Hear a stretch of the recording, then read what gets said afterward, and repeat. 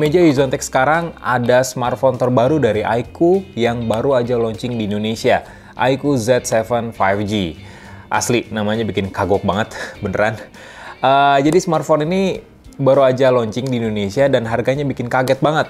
Asli, bikin kaget banget, termasuk buat kalian yang biasanya mendang-mending. Kayaknya smartphone ini nggak bakal deh kalian mendang-mendingin lagi, karena harganya cuma 4 jutaan dan pakai prosesor terbaru dari Qualcomm, Snapdragon 782G. Kayak gimana smartphone-nya, terus isi box-nya apa aja, dan fiturnya apa aja, kita bedah sama-sama.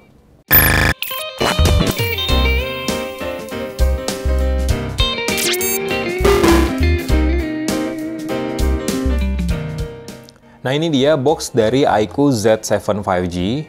Jujur, ini penamaannya tuh kayak bikin kagok gitu. Z sama 7-nya tuh kadang kebolak-bolak gitu ya, kebolak-balik. Tapi ya nggak apa-apa, itu intermezzo aja. Ya, dari boxnya sendiri mirip-mirip kayak iQOO 11. Jadi dibikin miring gitu, nggak datar, nggak kayak box smartphone pada umumnya. Dan unit yang gua unboxing sekarang ini sebenarnya yang nggak beredar di Indonesia, guys. Karena yang beredar di Indonesia itu kan RAM-nya 8GB, terus storage-nya ada yang 128GB, dan juga 256GB. Nah, unit yang gue unboxing sekarang itu RAM-nya 12GB sama storage-nya 256GB. Jadi sedikit disclaimer, tapi harusnya secara desain dan isi packaging sama persis. Oke, kita buka aja box-nya. Nah, ini dia unit iQOO Z7 5G-nya. Kita simpan dulu buat yang terakhir. Packaging-nya sih masih lengkap ya. Nah, di sini ada softcase bening yang lumayan banget buat dipakai, tapi kalau kelamaan dipakai bakal menguning sih. Jadi, kalau gua saranin sih mending simpen aja ya, nggak usah dipakai. Kalian harus beli casing tambahan lainnya. Di sini ada kartu garansi sama panduan ringkas, juga ini harus disimpan, penting. Nah, ini kabel USB Type-C. Dan jenisnya Type-C to Type-C. Sama adapter fast charging yang mengejutkan sebenarnya untuk sebuah smartphone dengan harga 4 jutaan. 120 watt flash charge. Jadi ini pakai teknologi Vivo, wajar karena iQOO sendiri adalah sub-brand dari Vivo. Dan dengan teknologi fast charging 120 watt, adapternya pun 120 watt, kayaknya kita bisa ngecas laptop juga pakai adapter charger ini. Seenggaknya kita bisa mempersimpel hidup dengan bawa satu chargeran aja buat banyak perangkat berbasis Type-C. Last but not least, ada SIM ejector. Oke, nggak ada lagi. Sekarang kita buka aja unitnya. Nah, ini dia iQOO Z7 5G. Jadi ada dua warna. Yang pertama itu tropical blue dan yang kedua itu warnanya adalah metallic gray. Jadi smartphone yang gua unboxing sekarang ini warnanya metallic gray. Nah, ngomongin soal warnanya, sebenarnya hero color dari iQOO Z7 5G menurut gua adalah yang tropical blue karena warnanya sendiri punya efek gradasi yang cantik sebenarnya. Jadi ketika kena paparan cahaya yang pas, warnanya tuh bakal berubah-ubah sebenarnya.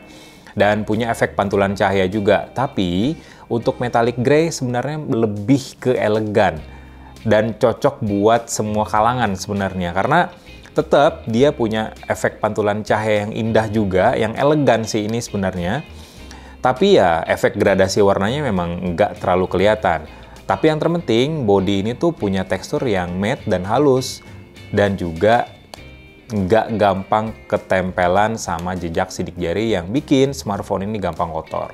Tapi buat frame kameranya sih gampang banget ya ketempel sidik jari, jadi harus rajin-rajin dilap juga. Kalau misalnya pakai softcase deh.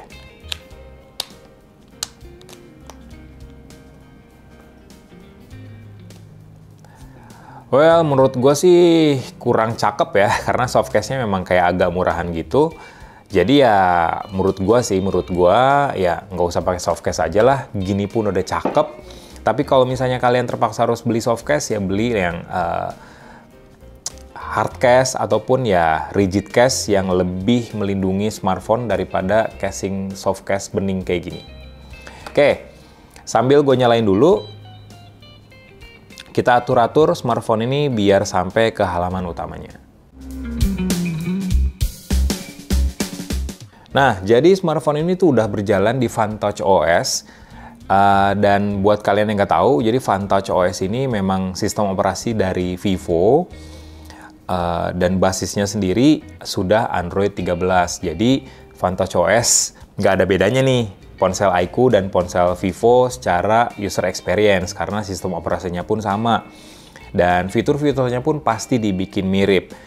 Tapi yang menarik dari iQOO Z7 5G adalah prosesornya.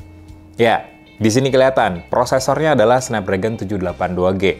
Jadi prosesor ini tuh bener-bener baru dari Qualcomm dan ini yang pertama di Indonesia yang pakai chipset Snapdragon 782G. Chipset ini tuh jadi suksesor dari 778G+. Dan banyak peningkatannya, salah satunya adalah clock speed yang lebih ngebut menjadi 2,7 GHz. Kayak nyerempet ke Snapdragon 800 series sebenarnya. Tapi gue akan uji secara mendalam smartphone ini dalam video review terpisah. Jadi kalian harus tonton terus dan subscribe channel Yuzon Tech.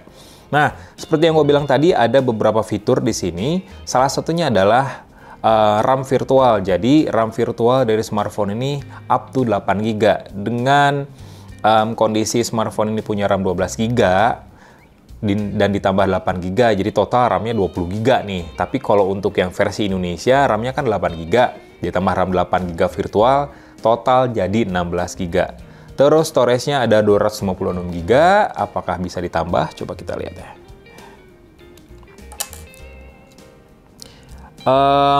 Nggak bisa ditambah ternyata, ini SIM 1 dan SIM 2. Ya, nggak ada keterangan microSD-nya atau hybrid microSD-nya.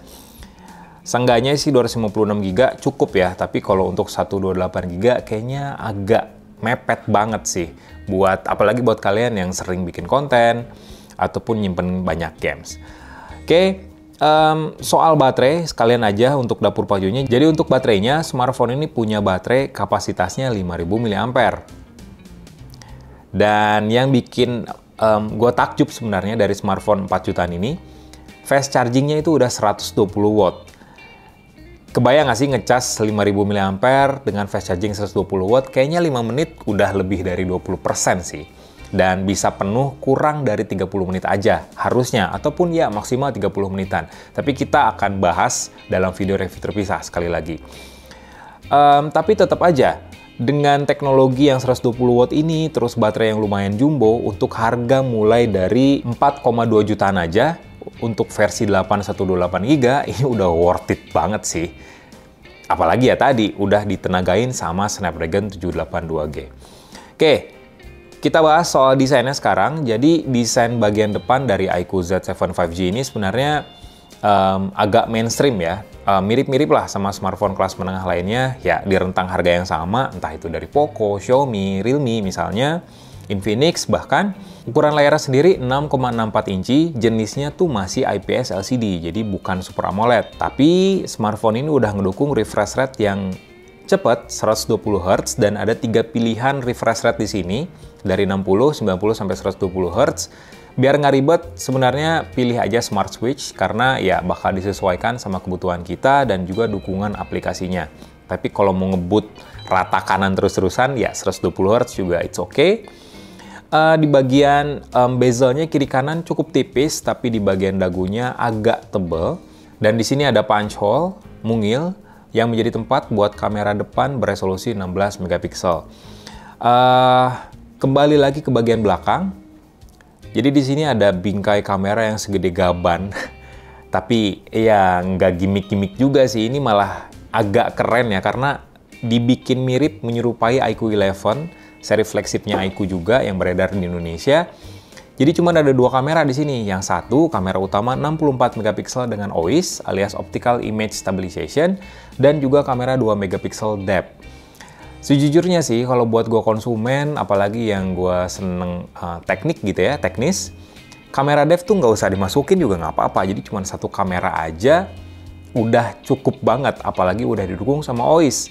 Karena ya OIS nggak cuma berfungsi buat bikin video lebih stabil, tapi juga buat pemotretan malam bakal minim noise dan lebih detail juga. Terus motret, fokusnya bakal lebih cepet, dan hasilnya pun bakal lebih detailnya bakal lebih bagus juga. Nih kayak gini. tulisan sekecil ini di Tamiya yang ada di depan gue tuh masih kelihatan. Di bagian bawahnya pun masih kelihatan.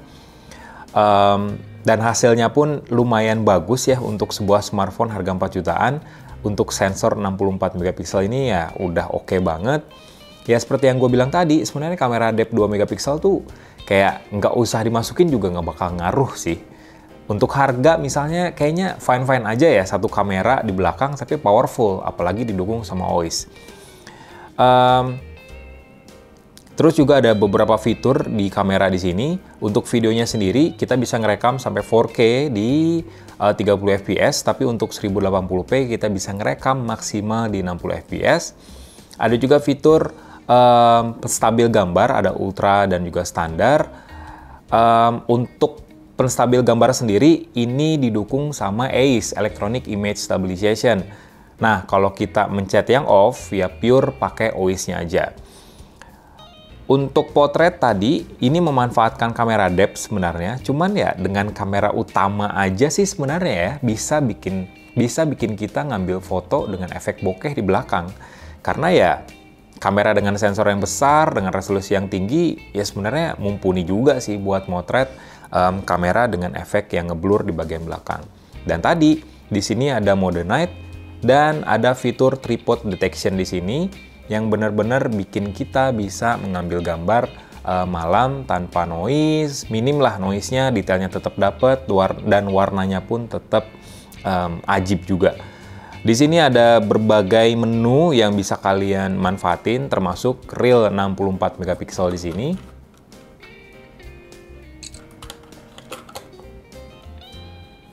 Pemrosesan kamera real resolusi 64 megapiksel di smartphone ini ngebut banget.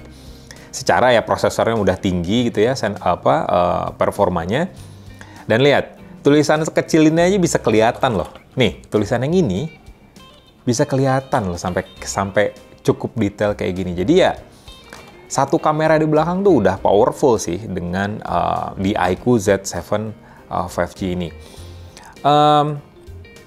Itu tadi sebenarnya first impression gua dan sedikit ulasan lah ya, sedikit komentar soal smartphone ini yang baru aja resmi di Indonesia.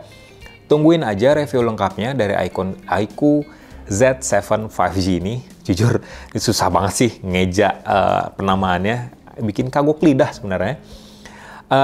Ada berbagai keunggulan dari smartphone ini di sampingnya tadi Snapdragon 782G, kamera dengan OIS, terus layar 120Hz juga, dan satu lagi ini yang penting buat pengguna smartphone Android khususnya yang suka main game tapi tanpa delay, tetap ada jack audio di sini dan juga ear blaster. Lumayan nih buat nyalain AC, buat matiin TV gitu ya dari jarak jauh, misalnya mager ngambil remote bisa pakai smartphone ini, dan yang terpenting ada jack audionya. Oke, ini keren sih. Tungguin aja reviewnya sekali lagi. Jangan lupa buat subscribe channel Lizon Tech, nyalain loncengnya, terus kasih komen, like, dan share juga. Bye!